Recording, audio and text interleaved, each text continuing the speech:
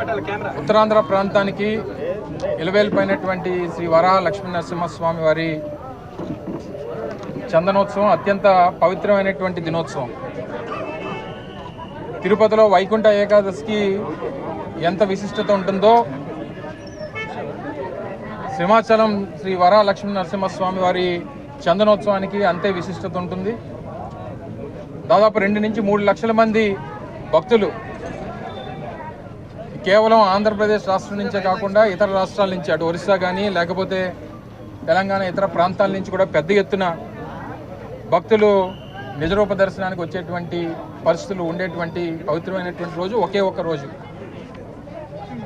దీనికి సంబంధించి ఈరోజు జరిగినటువంటి ఘటన 7 భక్తుల్ని పొట్టన పెట్టుకున్నటువంటి విషయాన్ని దేశమంతా కూడా చూసింది. కేవలం ప్రభుత్వం తాలూకా నిర్లక్ష్యం, ప్రభుత్వం తాలూకా చేతకానితనం, ఇంతమంది భక్తులు వస్తారని చెప్పి తెలిసి చేయాల్సినటువంటి ఏర్పాట్లలో కూడా, అంటే చందనోత్సవం అనేటువంటిది ప్రతి సంవత్సరం ఏ రోజు వస్తుంది అనేటువంటిది డిపార్ట్మెంట్కి తెలుస్తుంది. ఏ రోజుకి ఏర్పాట్లు అనేటువంటిది పూర్తి చేయాలనేటువంటిది అది ప్రభుత్వం తాలూకా బాధ్యత. కేవలం 3 రోజుల 4 రోజుల క్రితం గోడ కట్టి దానికి కనీసం క్యూరింగ్ చేయకుండా, గోడ కట్టాల్సినటువంటి రూల్స్ అండ్ రెగ్యులేషన్స్ ఏవైతే ఉన్నాయో లేదా దానికి సంబంధించిన టెక్నికల్ ప్రొసీజర్స్ ఏవైతే ఉన్నాయో ఏవి ఫాలో అవ్వకుండా కేవలం గోడ కట్టేయాలనేటువంటి ఉద్దేశంతో గోడ కట్టేసి క్యూరింగ్ కూడా చేయకుండా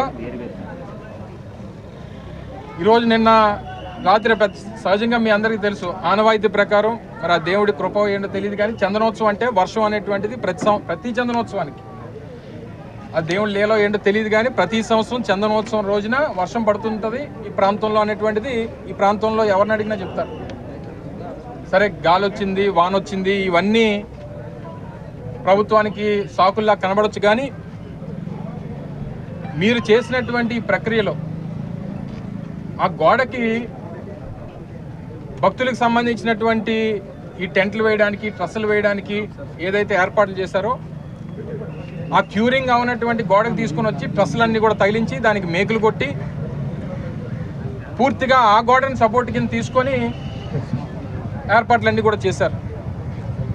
ఒక పక్క గాలి, ఒక పక్క ఇప్పుడే పైలా ప్రవీణ్ అని చెప్పి ఇందులో గాయపడినటువంటి యువకుడిని విమ్స్ హాస్పిటల్లో తనని పరామర్శించి రావడం జరిగింది. ప్రత్యక్ష సాక్షి ఆ అబ్బాయిని అడిగాం, ఏం జరిగింది, ఎలా జరిగింది ఏంటి అని అంటే క్లియర్ చెప్పాడు. సార్, పెద్ద గాలి వేసింది, గోడ ఫ్లెక్స్ ఊగినట్టు ఊగింది సార్. అది ఆ చీకట్లో మాకు లైటింగ్ కూడా లేదు ఆ టైంలో. అది గోడో లేకపోతే ఫ్లెక్సో ఏంటో తెలియలేదు. కళ్ళు మూసి తెసి లోపు మొత్తం గోడంతా కూలిపోయింది, కిందన ఉండిపోయారు. నాకు ఏమో ఆ కుర్రాడికేమో ఆ ఐరన్ ట్రస్ ఏదైతే ఉంటుందో అది వచ్చి కాలు మీద పడిపోయి ఆ యాంకిల్ బ్రోన్ అనేటువంటిది ఫ్రాక్చర్ అయ్యింది. అంటే క్యూరింగ్ అవునటువంటి గోడకు తీసుకుని వచ్చి ఆ గోడ ఇది కూడా మీరు చూస్తే ఇది కాంక్రీట్తో సహజంగా మీరు చూడండి, మీరు ఎక్కడన్నా ఆ కొండ చర్యలు ఉన్నటువంటి ప్రాంతంలో రిటైనింగ్ వాల్ కట్టినప్పుడు కాంక్రీట్ వాల్స్ కడతారు. మీరు చూడండి, హనుమంతవాక్ జంక్షన్లో కానీ లేకపోతే ఇతర ప్రాంతాల్లో కానీ కొండవాళ్ళ ప్రాంతాలు ఎక్కడున్నా సరే కట్టాల్సినటువంటిది కాంక్రీట్ వాల్. ఇలాంటి ఫ్లై యాష్ బ్రిక్స్ తీసుకుని వచ్చి కడితే ఇది పరిస్థితి. దీనికి క్యూరింగ్ లేదు, మధ్యలో కావాల్సినటువంటి కాంక్రీట్ పిల్లర్స్ లేవు, క్యూరింగ్ అనేటువంటిది జరగలేదు.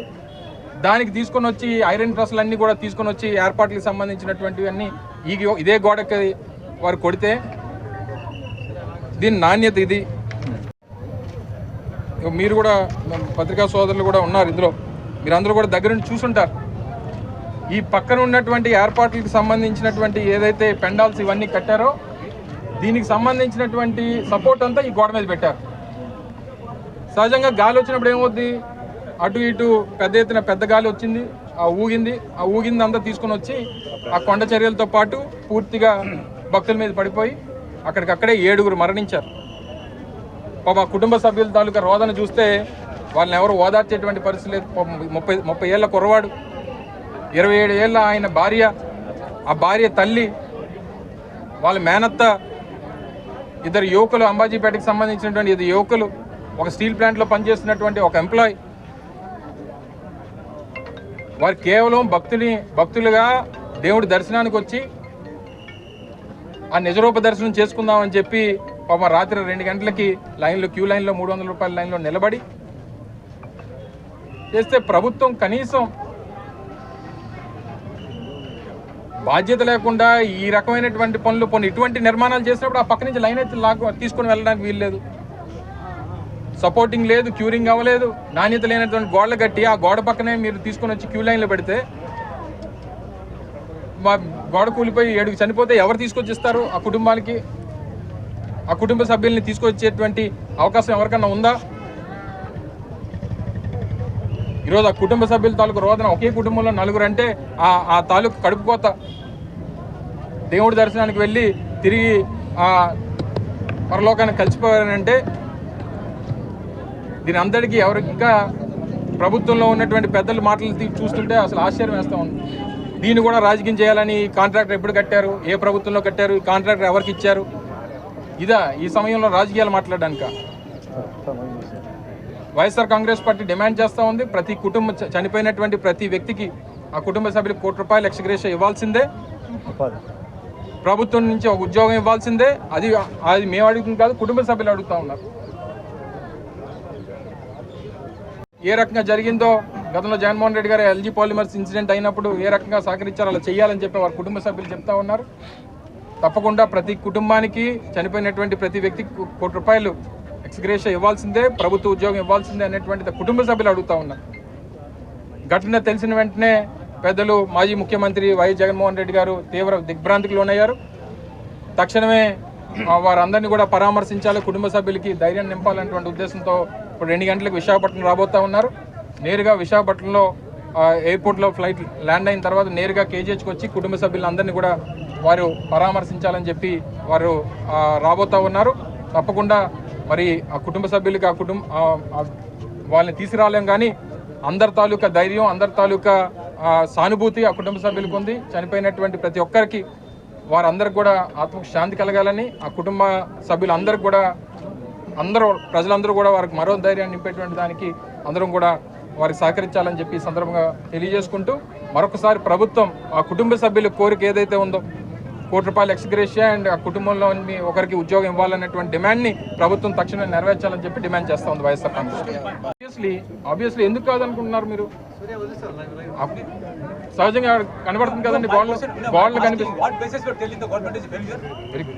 కనిపిస్తుంది కదండి. ఎందుకంటే గోడ కట్టి 5 రోజులు అయిన తర్వాత క్యూరింగ్ అవ్వకుండా ఆ గోడ మీద తీసుకొని వచ్చి సపోర్ట్ పెడితే ఎక్కడన్నా అర్థం ఉందా? ఎక్కడన్నా ఏ టెక్నాలజీ వాడుతుందో చెప్పండి. ఏ టెక్నాలజీ వాడితే అవుతుందో చెప్పండి. అనుకోండి, ఒక గోడ కట్టితే ఆ గోడ కానుకొని కొండ చర్యలు ఉంటే ఆ కొండ చర్యలకు ఉన్నటువంటి ఆ సపోర్ట్ ఉన్నటువంటి గోడ మీద తీసుకొని వచ్చి మీరు ట్రస్సులు మేకులు కొట్టి మీరు సపోర్ట్ తీసుకుంటే 3 రోజులు 4 రోజులు అయినటువంటి గోడ సపోర్ట్ చేసేస్తుందని చెప్పి ఏదైనా టెక్నాలజీ ఉన్నదని చెప్పానండి. ఇప్పుడు 7 ప్రాణాలు పోయి ఎవరు తీసుకొచ్చేస్తారు చెప్పండి? This is not time for politics. కానీ బాధ్యత ఎవరైతే ఉన్నారో ఆ బాధ్యత తీసుకోవాల్సినటువంటిది ఉంది. తీసుకోండి, యాక్షన్ తీసుకోండి, మా తప్పు ఉందని చెప్పి ఒప్పుకోండి. అది చేయడం మానేసి ఇంకా రాజకీయాలు మాట్లాడడం అనేటువంటి కరెక్ట్ కాదనేటువంటి మా అభిప్రాయం. అన్ని గోళ్ళు ఎందుకు పడిపోలేదు? ప్రళయం వచ్చేస్తే ఇది ఏదైతే చెప్తున్నామో ఈ ఇన్సిడెంట్కి సంబంధించినటువంటి వాల్ ఏదైతే ఉందో ఇది 3 రోజులు అయింది కట్టి. 3 రోజులు అయినటువంటి వాళ్ళ మీద మీరు సపోర్ట్ ఎలా తీసుకుంటారు? ట్రస్ట్లు ఎలా వేస్తారు? సో అది క్యూ లైన్ సేఫ్టీ లేదన్నప్పుడు క్యూ లైన్ ఎలా పెడతారు పక్కన? సో ప్లానింగ్ లేదనేటువంటిది చెప్తాను తప్ప ఈ ప్రళయం వాళ్ళు సృష్టించారని చెప్పలేదు. సో ఇందులో క్లారిటీ ఏంటంటే ఏదన్నా అన్వర్డ్ ఇన్సిడెంట్ ఏదన్నా అయిందని అనుకున్నటువంటిది ఊహించాలి, అనుకొని ఏర్పాట్లు చేయాలి, జాగ్రత్తలు తీసుకోవాలి. సో అది తీసుకోకుండా చేశారనేటువంటిది మా ఆరోపణ తప్ప మాకేమీ ఇదేదో వాళ్ళు చేశారనో ఇంకో చేశారని కాదు. బాధ్యత పడాలనేటువంటిది మా తాలూకు ఆరోపణ. ఏది చేసినా ఇది ఆ ఫ్యామిలీ మెంబర్స్ యాక్సెప్టెన్స్ బట్టి ఉంటుంది. సో ఇందాక సూపరింటెండెంట్ గారితో మాట్లాడడం, ఫ్యామిలీ మెంబర్స్తో మాట్లాడడం, కన్సెంట్ ఇచ్చినటువంటి వారికి పోస్ట్ మార్టం మేము చేస్తాం సార్. కానీ కన్సెంట్ ఇచ్చినా ఏది చేసినా ముందు ఫ్యామిలీ మెంబర్స్ తాలూకా డిమాండ్ ఇది ఉంది. ఆ డిమాండ్నే మేము ఎక్స్ప్రెస్ చేస్తాం. సో ఏదన్నా ఫ్యామిలీ మెంబర్స్ తాలూకా వాళ్ళ యాక్సెప్టెన్స్, వాళ్ళ అంగీకారం బట్టే మా తాలూకా ఇది ఉంటుంది తప్ప మేము ఇది ఏదో పొలిటికల్గా ఇచ్చేయాలనేటువంటి ఆలోచన మాకైతే లేదు.